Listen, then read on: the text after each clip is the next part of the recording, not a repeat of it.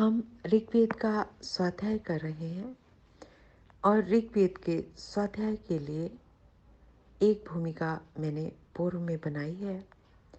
आज दूसरी भूमिका जिसमें मैं उन विद्वान आप्तपुरुष का परिचय दूंगी जिनके वेद ग्रंथों से, वेद भाष्य से हम मंत्रों का अर्थ जानेंगे, मंत्रों को जानेंगे, ईश्वर के क्या संदेश हैं उन मंत्रों में हमारे लिए।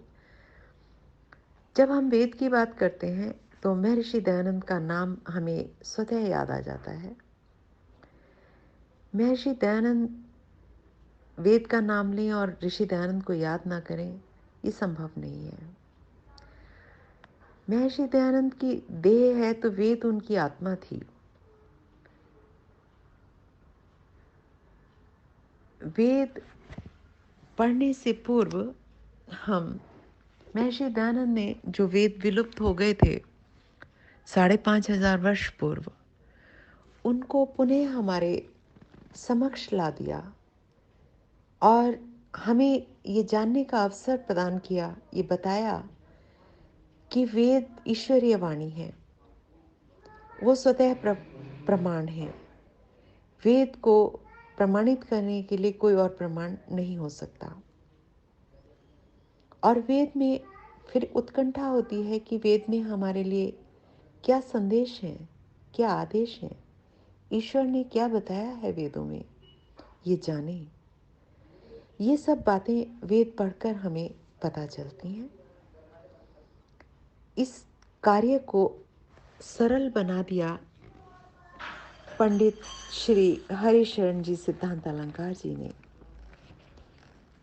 उनके द्वारा लिखित भाष्य पढ़कर कहीं कठिनता नहीं आती, सब कुछ स्वतः समझ आता चला जाता है।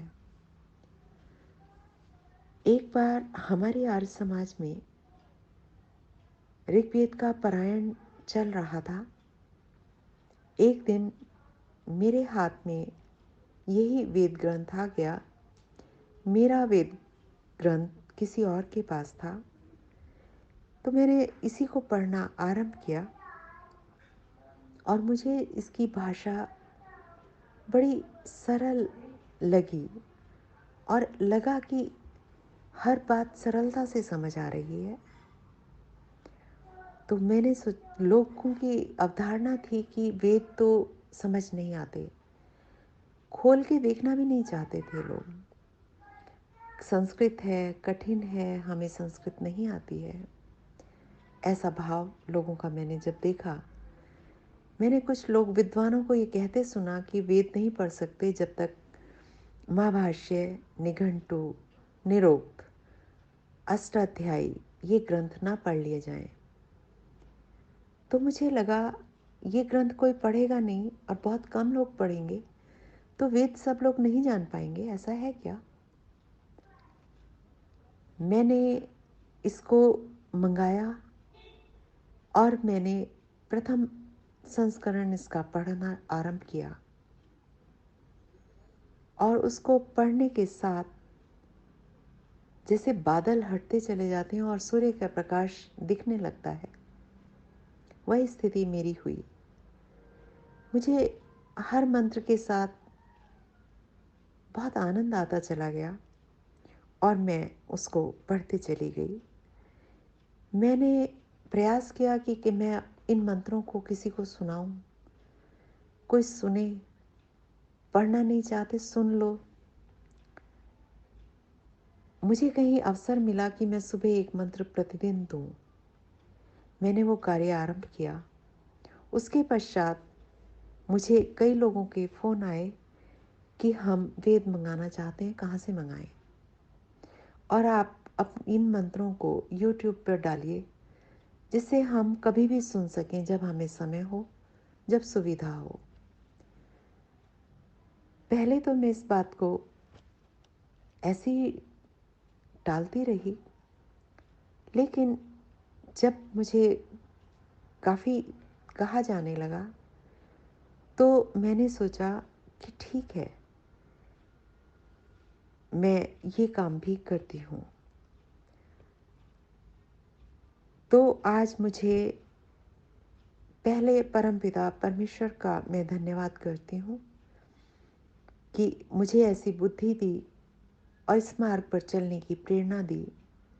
दूसरा धन्यवाद परम महर्षि दयानंद को करती हूँ, जिन्होंने हमें आध्यात्म का रास्ता दिखाया, वेदों को हमारे पुनः सम्मुख लाकर रख दिया और उसका उन्होंने समाधि में जाकर भाष्य किया।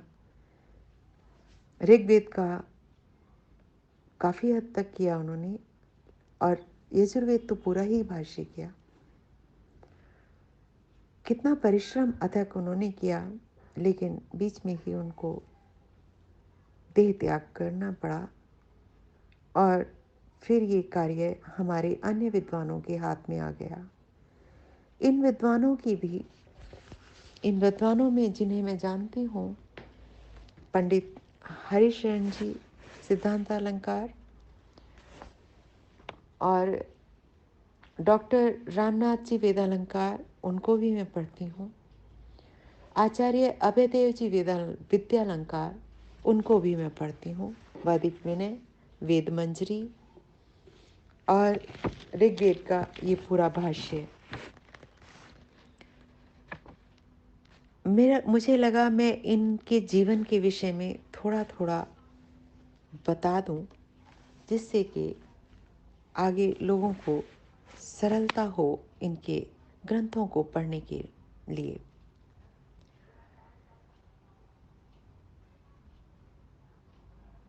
ये शिकायत होती रही कि वेद बहुत कठिन हैं, समझ में नहीं आते।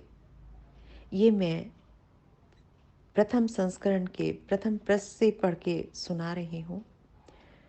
पंडित श्री हरिशरण जी सिद्धांत अलंकार ने इस ओर ध्यान दिया।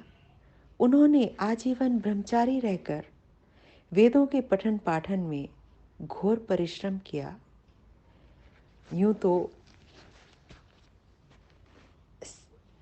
पंडित जी का जन्म पाकिस्तान में हुआ था, लेकिन परिश्रम उन्होंने यहाँ किया।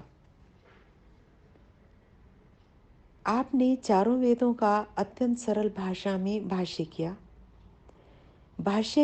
वेदों की विस्तृत व्याख्या लिख दी।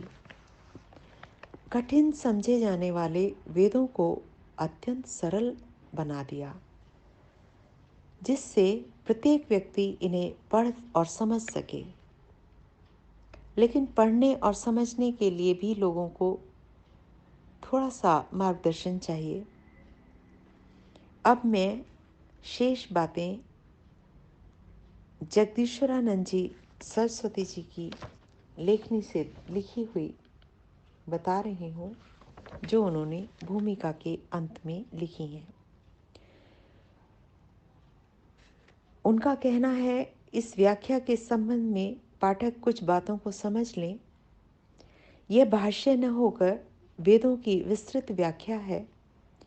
वेद का ज्ञान परमपिता परमेश्वर ने सृष्टि के आदि में दिया था।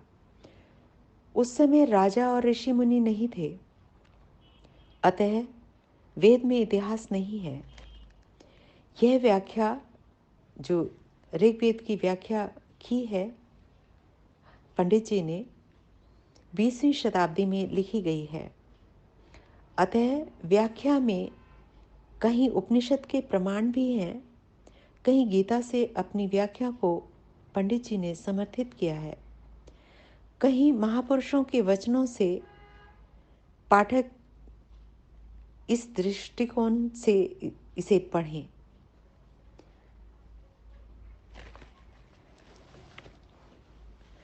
और वेद मंत्रों पर जिन ऋषियों के नाम दिए हुए हैं, वे भी अर्थ में सहायक रहे हैं।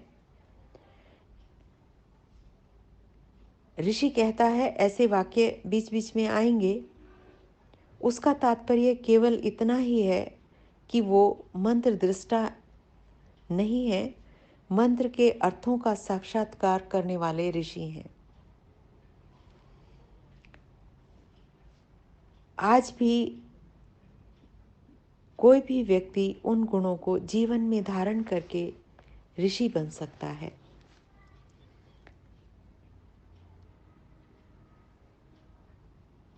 लोग इस भाष्य से वेदों को पढ़ने और समझने में